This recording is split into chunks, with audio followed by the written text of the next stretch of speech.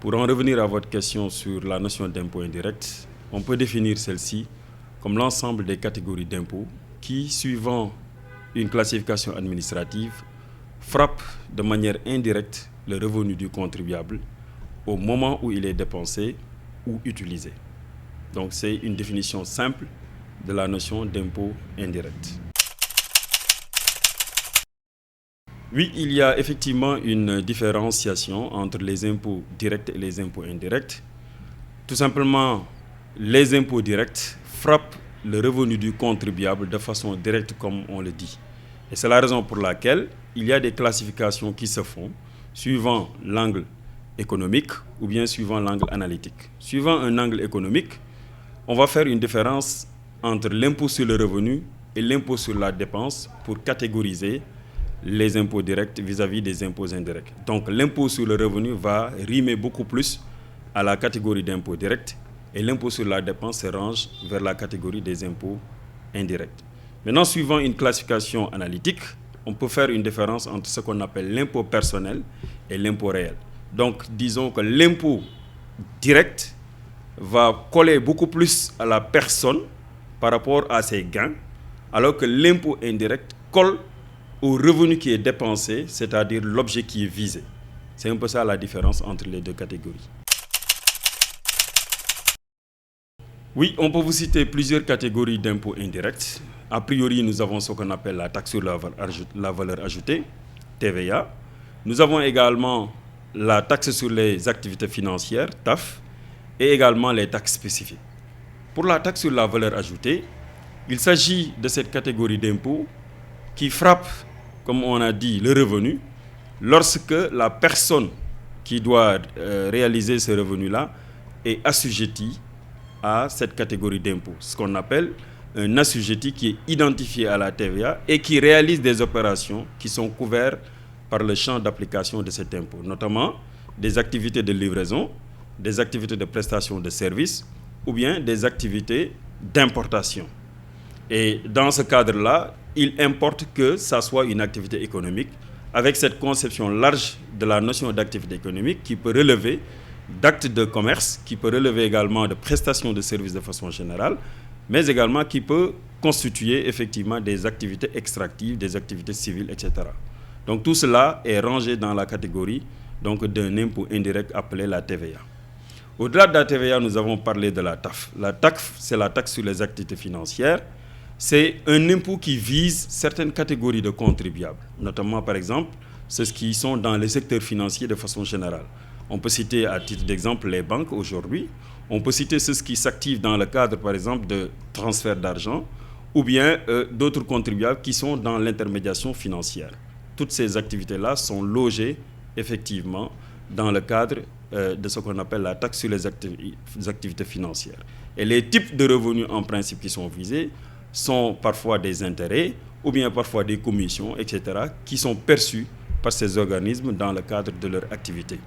Maintenant, on peut juste faire une exception par rapport à cela en excluant ce qu'on appelle le mandat postal de la catégorie donc des impôts, des activités qui sont visées par la taxe sur les activités financières.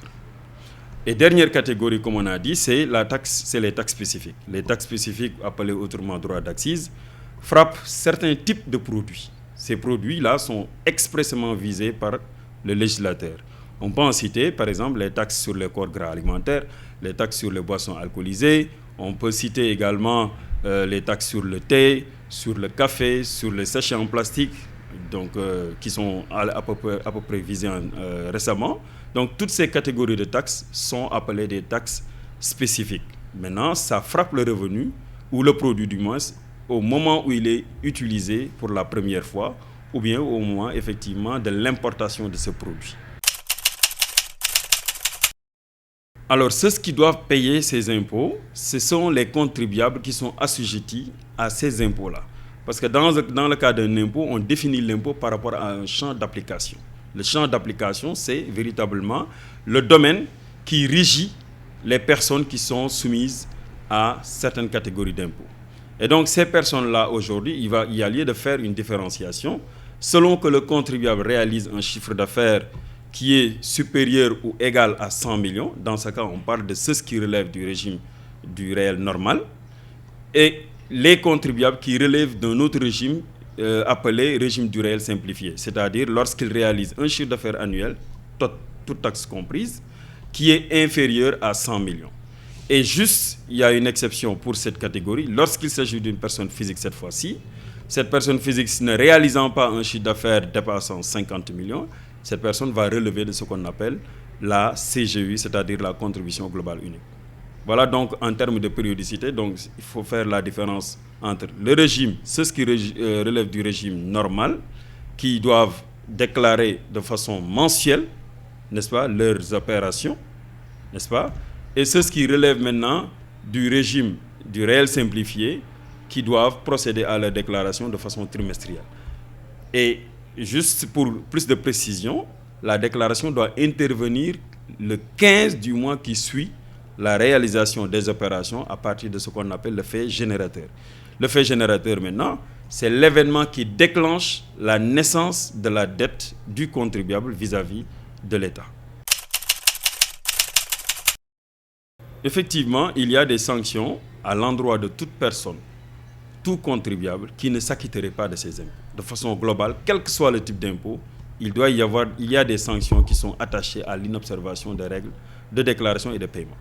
Maintenant, pour les catégories d'impôts indirects, les pénalités ou les sanctions peuvent être plus corsées. Il y a ce qu'on appelle parfois des amendes par voie de procès verbal, avec effectivement des réclamations d'ordre pécuniaire.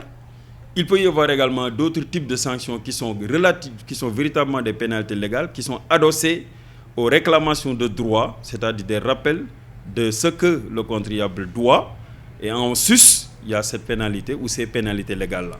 Et ces pénalités peuvent aller effectivement à partir de 50% jusqu'à 100%. Donc ça, c'est une forme de sanction également qui est véritablement appliquée à l'endroit des personnes coupables d'inobservation des règles liées au respect des obligations en matière d'impôts indirects. Et enfin, il peut y avoir des sanctions pénales.